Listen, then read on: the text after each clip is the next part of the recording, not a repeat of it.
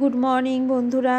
এখন ঘড়িতে বাজে সকাল 6:45। উঠে পড়েছে আজকে তাড়াতাড়ি। আসলে মেয়ের আজকে পরপর দুটো পড়া আছে, ফিরতে ফিরতে তাও 1-1:30 বেজে যাবে। ওই জন্য কী করলাম, চটপট করে একটু উত্থাপাম বানিয়ে ওকে একটু ভেজে দিলাম, তা নাহলে মেয়েটার খিদে পেয়ে যাবে, খুব কষ্ট হবে। এই দেখো ওর উত্থাপাম রেডি হয়ে গেছে, সঙ্গে আমি চাটাও বানিয়ে নিলাম, কারণ চা খেয়ে গরম জল খেয়ে দাদা ওকে পড়তে দিতে যাবে, অনেকটা দূর তো, ওই জন্য দিয়ে আসে।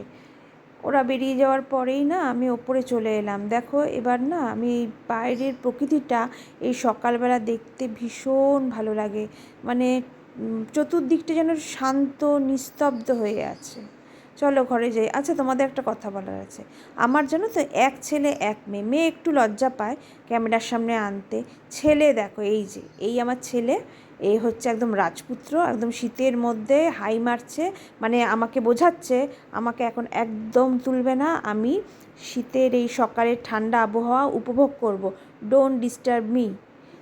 এই দেখো জানলা দিয়ে কী ভালো লাগছে আজকে সকাল সকাল, এতটা সকালে ওঠা হয় না এই দিনটা ছাড়া।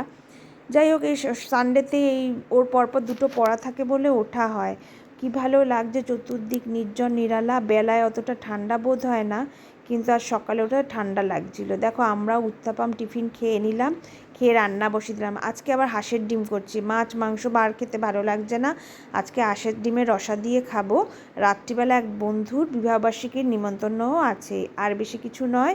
আজকের ব্লগটা এইটুকুই। ভালো লাগলে লাইক, শেয়ার এবং সাবস্ক্রাইব করতে ভুলো না।